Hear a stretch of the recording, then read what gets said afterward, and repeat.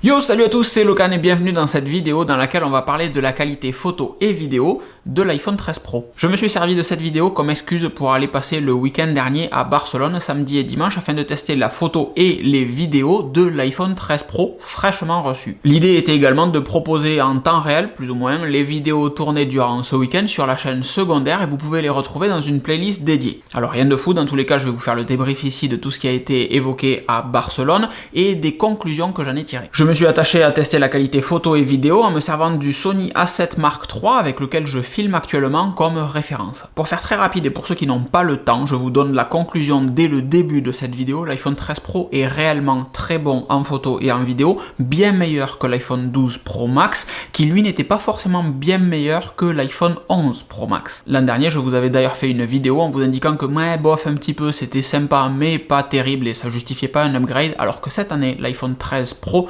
justifie très clairement un upgrade uniquement pour la partie photo et vidéo. Je parle même pas de l'écran en promotion ou de la meilleure batterie, etc. L'iPhone 13 Pro possède 3 objectifs, comme les iPhone Pro de manière générale, mais avec des capteurs plus gros et des objectifs plus lumineux. L'iPhone 13 Pro et 13 Pro Max sont capables de capter 2 fois plus de lumière que l'iPhone 12 Pro et 40% de plus que l'iPhone 12 Pro Max. Davantage de lumière captée, ça veut dire des photos et des vidéos de bien meilleure qualité, quasiment tout le temps, qu'il fasse jour évidemment, ou qu'il fasse nuit ou sombre. Les 3 objectifs sont un ultra grand angle de focale 13 mm en équivalent 24-36 avec une ouverture à 1.8, on parle un petit peu technique, le grand angle qui est un équivalent 26 mm avec une ouverture à 1.5, et un téléobjectif 3x à 77 mm, équivalent 24-36 encore une fois, avec une ouverture à 2.8. Très lumineux et 3x, super cool, vous allez le voir dans un instant. L'iPhone a toujours eu un téléobjectif à 2x, puis 2,5x, et cette année on passe à 3x, et c'est réellement très agréable d'avoir un téléobjectif qualitatif. Regardez cette photo volée dans le métro de Barcelone, la qualité est réellement appréciable, les détails sont là, le piqué est relativement correct, c'est quand même très sympa. J'utilisais peu, voire jamais, le 2x et le 2,5x parce que c'était des objectifs mous en réalité, il n'y avait pas trop de détails, pas de piqué, pas de qualité en fait sur l'optique. Là le 3x réellement il fait plaisir et pour la première fois je l'utilise. Mais si l'iPhone 13 Pro est un iPhone avec ses caractéristiques, il arrive aussi avec certains des défauts, à commencer par Deep Fusion. C'est le moment où il n'y aura pas trop de plans de coupe, mais restez avec moi parce qu'il faut vraiment que je vous explique Deep Fusion si vous voulez être sérieux sur l'analyse de la qualité photo de l'iPhone 13 Pro. Deep Fusion, c'est une technologie qui arrive avec l'iPhone 11 et iOS 13. L'idée était d'améliorer, comme toujours, la qualité de vos photos à l'iPhone en recomposant vos photos. C'est-à-dire que Deep Fusion va prendre plusieurs photos, 9 photos exactement, 2 groupes de 4 photos avant que vous appuyez sur le bouton pour déclencher et une photo au moment où vous déclenchez avec une exposition un petit peu plus longue. L'ISP, l'Image Signal Processor, on va en parler plein de fois et on en a déjà parlé plein de fois, c'est le processus de traitement de l'image, si vous voulez, l'intelligence derrière l'appareil photo de l'iPhone, va ensuite analyser toutes ces photos et venir chercher les meilleurs éléments de chacune des photos pour ensuite recomposer la photo finale que vous allez voir. Et Deep Fusion, vous l'avez déjà vu travailler, c'est quand vous prenez une photo et que vous allez rapidement dans votre application photo pour voir la photo que vous venez de prendre, il y a un petit moment où elle est légèrement floue et paf, ensuite la photo change, alors soit avec plus de luminosité, plus de contraste, plus de détails, mais il y a un petit moment où la photo change et ça, c'est l'application de Deep Fusion. Je vous propose de regarder cette photo là qui est prise avec mon iPhone 13 Pro sans utiliser Deep Fusion. Pour ça, j'utilise l'application Moment qui n'utilise pas l'ISP, n'utilise pas Deep Fusion, c'est le seul moyen que j'ai trouvé. Parce que Deep Fusion n'est pas désactivable en fait sur votre iPhone. À aucun moment vous ne pouvez choisir de désactiver Deep Fusion, que ce soit pendant la prise de vue ou après la prise de vue. Et maintenant, la photo prise avec l'appareil photo natif de l'iPhone, vous voyez qu'il y a beaucoup plus de détails, trop de détails en réalité dans les nervures du bois. C'est trop contrasté et surtout la colorimétrie est bizarre, ça tire vraiment sur le blanc-bleu en bas à gauche de l'image alors que rien n'existe de tout ça dans mon image réelle, dans mon monde réel, c'est pas comme ça. Alors Deep Fusion est très bien, il sauve l'immense majorité des photos et c'est ce qui fait que l'iPhone fait des très très bonnes photos aujourd'hui. Quand vous allez prendre un portrait en photo, quand vous allez faire de la macro, j'y reviens dans un instant, c'est Deep Fusion qui va permettre d'apporter tous ces détails en plus qui vont faire que votre image elle est vraiment jolie. Mais sur de la texture, sur du détail, c'est un petit peu bancal. Là par exemple sur cette photo, c'est l'iPhone 13 Pro qui shoot des pistaches, des noix, des champignons au premier plan, des bouteilles au fond, et vous voyez que réellement les pistaches au fond, pareil, elles sont très contrastées par rapport à la photo prise avec le Sony A7 Mark III où c'est beaucoup plus doux, beaucoup plus rond, beaucoup plus réel en fait, sans parler de la profondeur de champ ou de la gestion des couleurs, juste du détail sur, encore une fois, les pistaches, les champignons, les bouteilles. Maintenant on va faire l'inverse, c'est-à-dire que je vais vous montrer un crop de photos du Sony A7 Mark III et de l'iPhone à 100%, c'est-à-dire 1 pixel égale 1 pixel. L'iPhone ayant moins de pixels que le Sony A7 Mark III, le zoom de la photo est également moins important. Voici la photo prise au Sony A7 Mark III et voici la quantité de texture que rajoute l'ISP et Deep Fusion sur la photo prise à l'iPhone. Vous voyez qu'il y a beaucoup trop de détails sur le mur. Alors attention, je commence par des reproches avec Deep Fusion, mais c'est le seul truc qui déconne sur cet iPhone, c'est réellement que Deep Fusion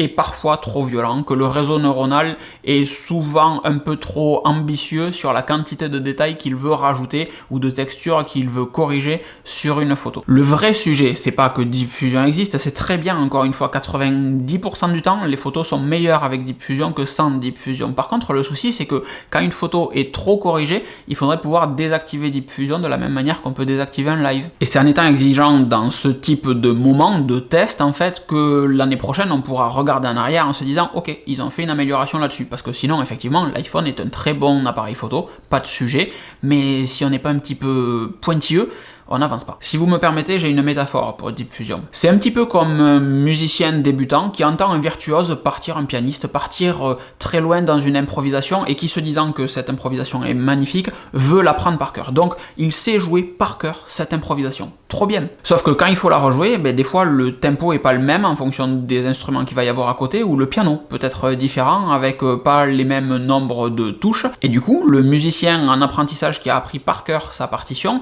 ne sait pas s'adapter, alors que le virtuose, lui, saurait. Évidemment, le musicien virtuose, c'est un vrai appareil photo qui a un gros capteur avec un gros objectif, et le musicien débutant qui essaye de copier avec son réseau neuronal, vous l'avez compris, c'est Deep Fusion et l'iPhone. L'iPhone 13 propose un mode macro qui va tout simplement basculer de l'objectif 1x à l'objectif 0,5x pour permettre une prise de vue beaucoup plus proche, jusqu'à 2 cm du sujet, et faire des photos absolument incroyables. Regardez le détail dans l'œil, et même si on ne s'en rend pas compte sur cette photo, je vous assure que j'étais à 2 cm de l'œil de madame, et que ça fait près 2 cm pour prendre une photo macro. Là aussi, il y a un petit souci cosmétique, c'est que les photos sont excellentes, pas de sujet. Par contre, l'iPhone va basculer du 1x au 0,5x, et du normal au mode macro sans qu'on lui demande quoi que ce soit, très cool.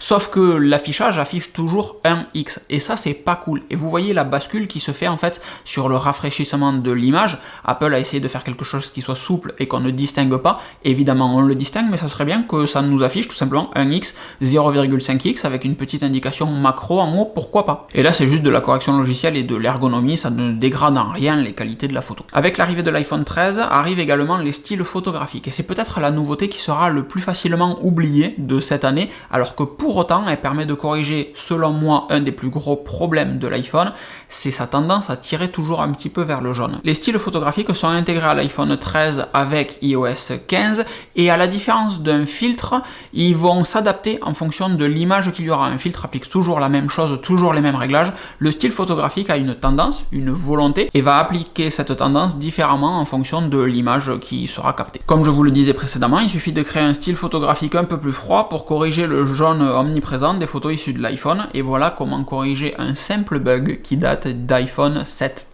Je vous propose maintenant les deux photos suivantes, celle avec le style photographique par défaut et celle avec le style photographique plus froid, qui est plus réel selon moi, la version corrigée, qui est en fait la version que j'utilise pour toutes mes photos, puisque le dernier style photographique utilisé sera le style photographique qui sera appliqué à toutes vos nouvelles photos à partir de maintenant. Ça c'est très cool, ça vous permet de changer les réglages pour avoir soit votre style, si vous voulez des photos très saturées, ou au contraire très froides ou très chaudes, etc. Ça c'est à vous de voir, et ça sera appliqué pour toutes les nouvelles photos que vous allez faire. Et si cette vidéo vous plaît, si tous ces comparatifs vous plaisent, eh bien c'est important de mettre un petit pouce vers le haut pour l'algorithme de YouTube. Sur la journée de dimanche, j'ai fait une vidéo en 4K 60 images par seconde en Dolby Vision HD HDR que j'ai partagé sur la chaîne YouTube, et comme cette vidéo là que vous regardez n'est pas en 60 images par seconde ou en HDR, je peux pas l'intégrer de la même manière que j'ai intégré les vidéos précédentes, donc je vous invite à cliquer ici pour vous rendre compte de la qualité en 4K 60 HDR, évidemment sur un périphérique qui est compatible, votre iPhone ou Mac avec un écran HDR. Et l'iPhone est toujours une machine en vidéo, il n'y a pas de sujet là-dessus. L'HDR permet d'enregistrer encore plus de données qu'une vidéo SDR traditionnelle, de la même manière que le Smart HDR sur les photos vous permet également de récupérer davantage de données en haute exposition, en basse luminosité sur vos photographies. L'enregistrement à 60 images par seconde, lui, devra être confronté à l'intérêt de filmer en 60 images par seconde parce que vous aurez moins de luminosité puisque vous déclenchez 2 fois plus souvent chaque photo. Au lieu de 30 images par seconde, vous en faites 60 par seconde. Et le poids, puisque vous faites 2 fois plus de photos par seconde, ben vous faites également 2 fois plus de poids par minute, seconde, heure, ce que vous voulez. Donc à voir en fonction de l'intérêt de ce que vous filmez. Si c'est pour me filmer comme maintenant du 60 images par seconde, aucun intérêt. Vous vous demandez sûrement quoi penser du mode cinématique. Et bien de la même manière que à la présentation du Tesla Cybertruck, tout le monde ne se souvient uniquement de la boule de pétanque qui a fracassé la vitre, et bien le mode cinématique, j'ai un petit peu l'impression que ça soit la même chose pour l'iPhone 13 Pro. Tout le monde parle de ce mode cinématique alors qu'en fait, mais c'est pas ouf. C'est pas ouf parce qu'il faut l'envisager comme un mode portrait pour les vidéos, et souvenez-vous du mode portrait quand il est arrivé au tout début, c'était vraiment pas top, il y avait beaucoup d'artefacts dans tous les sens, l'iPhone n'arrivait pas vraiment à découper le sujet de l'arrière-plan, et avec le mode cinématique c'est un petit peu la même chose, c'est-à-dire que les vidéos sont limitées à 1080p à 30 images par seconde, donc déjà c'est très dommage de pas aller au moins jusqu'à la 4K, et dans mes tests ça marche pas non plus super bien. On voit que l'iPhone va par exemple chercher énormément de sujets, énormément d'informations, donc c'est peut-être pour ça qu'on le limite en 1080p à 30 images par seconde, parce qu'il y a beaucoup de choses à venir chercher.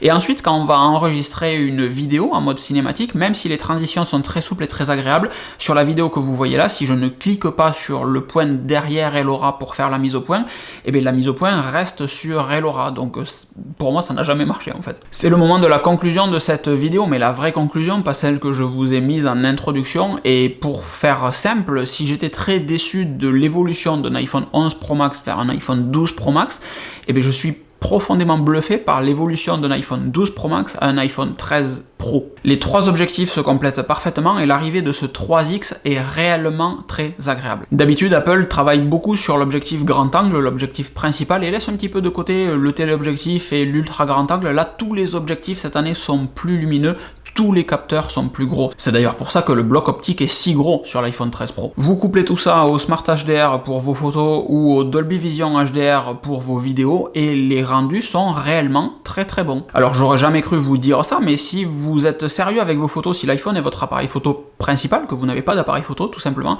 ou que vous voulez avoir quelque chose qui prend de jolies photos tout le temps dans la poche, et que vous avez un iPhone 12 Pro, 12 Pro Max, peu importe, cette année, réellement, c'est important de migrer vers un iPhone 13 Pro. Si vous pouvez vous le permettre, si c'est un sujet, la qualité photo et vidéo pour vous, oui, migrez vers l'iPhone 13 Pro, très clairement. Et encore une fois, je ne vous parle pas du ProMotion à 120 Hz, qui est peut-être la grosse nouveauté pour moi, c'est trop génial à utiliser, ou du gain en autonomie de cet iPhone 13 Pro et 13 Pro Max, je vous parle juste de la qualité photo, cet iPhone est trop bien. Pour le test complet de l'iPhone, il faudra vous abonner à cette chaîne, il faudra activer les petites notifications pour pas le louper, ça devrait sortir dimanche, mais cette vidéo est sortie nettement en retard par rapport à l'horaire prévu initialement, donc ça sortira quand ça sera prêt, encore une fois, j'espère dimanche. Il me reste juste à vous souhaiter une excellente fin de journée et à vous donner rendez-vous dans la prochaine vidéo. À très vite, ciao ciao.